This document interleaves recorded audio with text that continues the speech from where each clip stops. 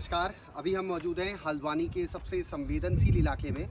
बनभूलपुरा में हम लोग मौजूद हैं, जिसके अंतर्गत इंदिरा नगर, गफूर बस्ती, किदवई नगर और बहुत सारे इलाके आते हैं। 2 किलोमीटर का जो एरिया है उस पर रेलवे, जो ये ट्रैक है रेलवे का, और रेलवे कहती है कि 2 किलोमीटर का जो एरिया है उस पर अतिक्रमण किया है यहाँ के इन लोगों ने, जो कि किदवई नगर में रह रहे हैं, इंदिरा नगर में रह रहे हैं, गफूर बस्ती में रह रहे हैं और दो और इलाके हैं जहाँ पर ये अतिक्रमण रेलवे की ज़मीन का किया गया है, ऐसा रेलवे का कहना है।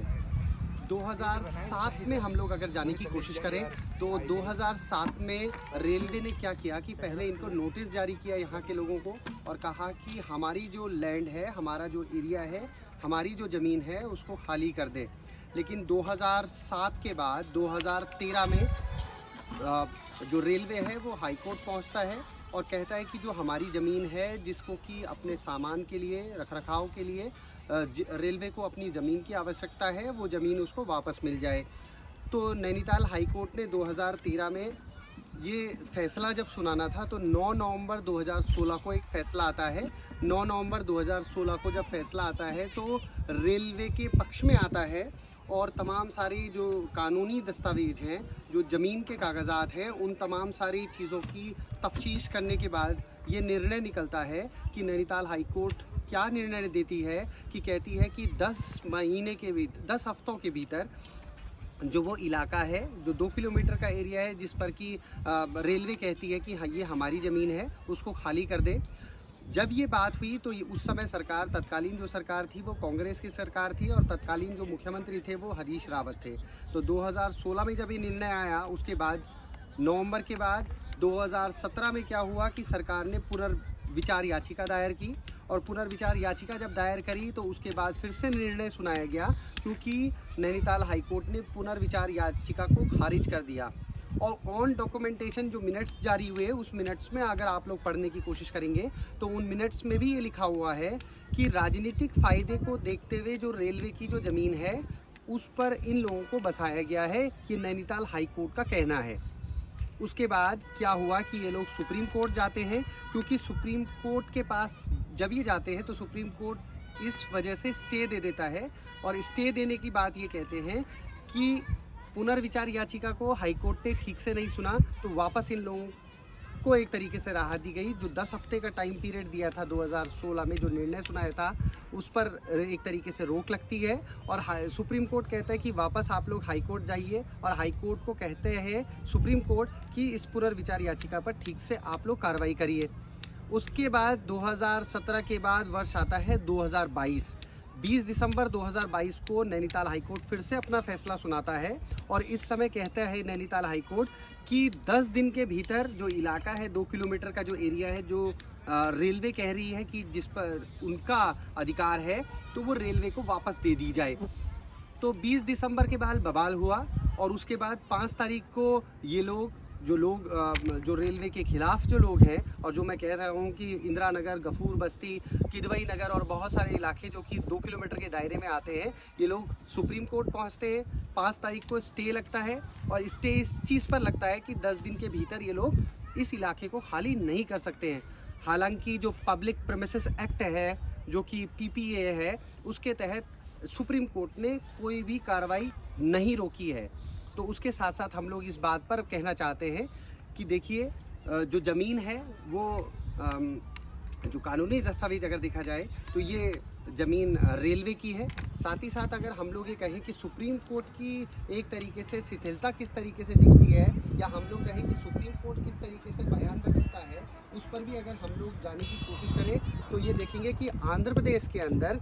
अभी एक व्यक्ति जब किसी सरकारी ज़मीन पर रहता था पिछले 50 सालों में, तो आंध्र प्रदेश की जो हाई कोर्ट है उन्होंने इस फैसला ये सुनाया कि वो व्यक्ति 50 सालों से उसी सरकारी ज़मीन पर रहता है तो उसको वहाँ रहने की इजाज़त दे दी जाए। लेकिन आंध्र प्रदेश के इस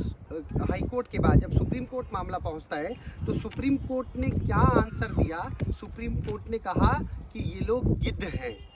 दीज आर वल्चर्स, और ये लोग गिद्ध हैं, ये ऐसी सरकारी ज़मीन को देखने की कोशिश करते हैं और फिर उस पर रहने के लिए अपना आशियाना बनाते हैं, अड्डा बनाते हैं। तो हम लोगों को वो ज़मीन खाली चाहिए।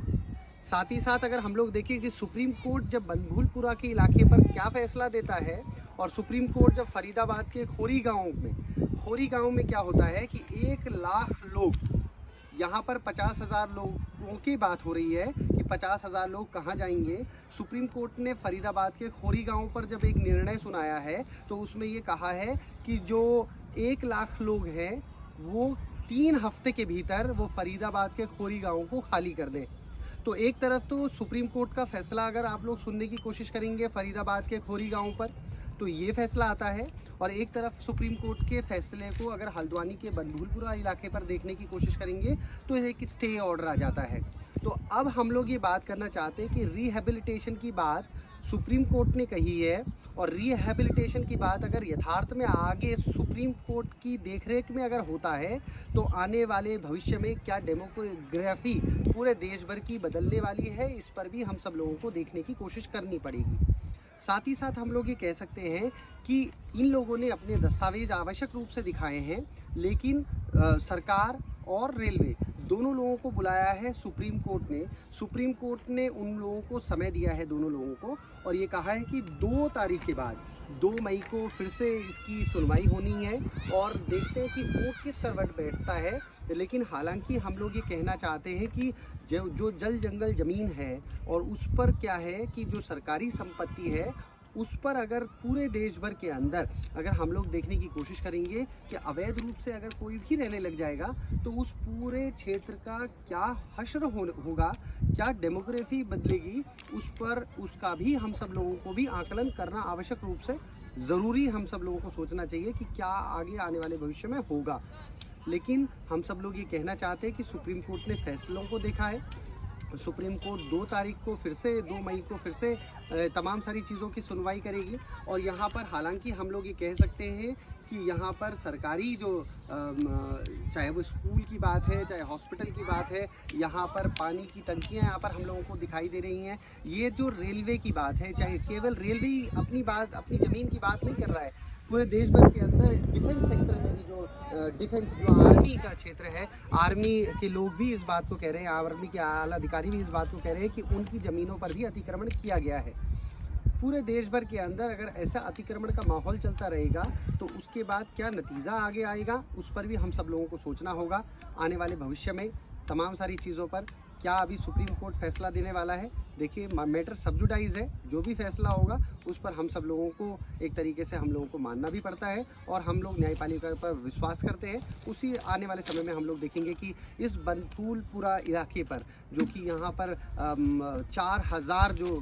घर है और 50,000 की आबादी है, उनका क्या होगा 2 तारीख मई को ज़रूर वो निर्णय आप सब लोगों के सामने, हम सब लोगों के सामने आवश्यक रूप से होगा। तो ये एक हॉट स्पॉट आज की डेट में बना हुआ है बनभूलपुरा का इलाका। इस पूरे इलाके पर आप लोग देखने की कोशिश करेंगे, अभी हम लोग रेलवे ट्रैक पर हैं और रेलवे ट्रैक से ठीक सटा हुआ ये इलाका है बनभूलपुरा का इलाका, जो कि हम कह रहे हैं कि बहुत सारे नगर इसके अंतर्गत आ रहे हैं। 2 किलोमीटर का एरिया है। तो रेलवे अगर ये बात कह रहा है कि उसके डॉकयार्ड के लिए, उसके सामान के लिए उसको ये जगह चाहिए, तो कितना ये न्याय संगत है कि नहीं है, ये हम और आप लोग भी नहीं करने वाले, क्योंकि अब ये मसला सुप्रीम कोर्ट तक पहुंचा है। सर्वोच्च न्यायपालिका क्या निर्णय सुनाती है ये भी हम सब लोगों को देखना है। बहुत बहुत धन्यवाद। वंदे मातरम।